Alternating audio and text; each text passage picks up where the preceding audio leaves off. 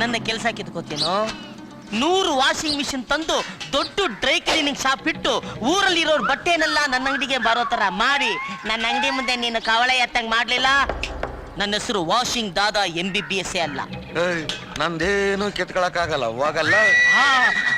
ಮಳವಳ್ಳಿ ಅಣ್ಣ ಯಾರೋ ಗುದ್ದಿದ್ಯೇನ್ರು? ಅವನಿಂದ ಹೋಗ್ತಿದ್ರಲ್ಲ.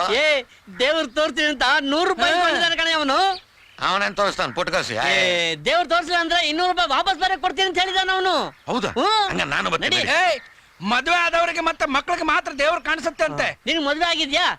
ಆಗಿಲ್ಲ ತಾನೆ, ಮತ್ತೆ ನಿನ್ಗೆಲ್ಲ ದೇವ್ರು ಕಾಣ್ತಾನೆ. ನೀನೇನು ಅವ್ನ ಮಾತು ಕೇಳ್ತೀಯ? ಇಳಿದು ಬಾ, ಇಳಿದು ಬಾ. ಇಲ್ಲೇ ನೋಡ್ತಾ ಇದ್ದೀರಿ, ದೇವ್ರು ಅಲ್ಲಿ ಇಳಿದು ಬಾ. ಬಾವಂತ ಸಿಡಿದು ಬಂಡೆ ಬುಡದಿಂದ ಬಾವಲಿ ಅಂತ ನುಸುಳಿ ಬಾ, ಎಗರಿ ಬಾ.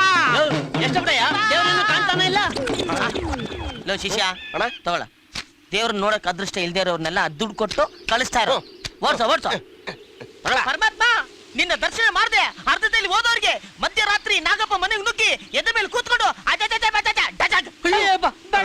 ನಾನು ದೇವ್ರ ನೋಡ್ಕೊಂಡು ಹೋಗ್ತೀನಿ. ದೇವಾ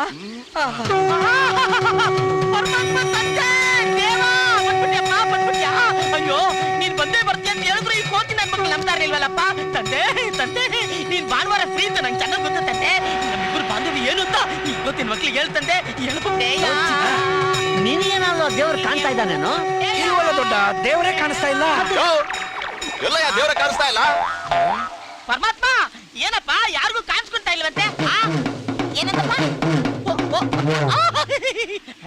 ಮಹಾಜನ್ರೆ, ಯಾರ ಹೆಂಡತಿ ಪತಿವ್ರತೆನೋ ಅಂತವರಿಗೆ ಮಾತ್ರ ನಮ್ಮ ಪರಮಾತ್ಮ ಕಾಣಿಸ್ಕೋತಾನಂತೆ.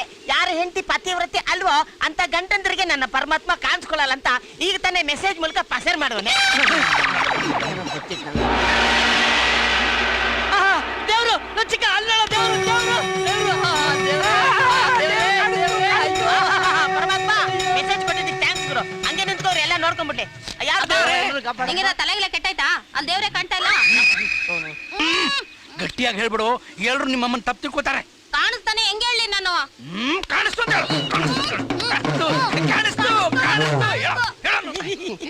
ಇನ್ನೊಂದು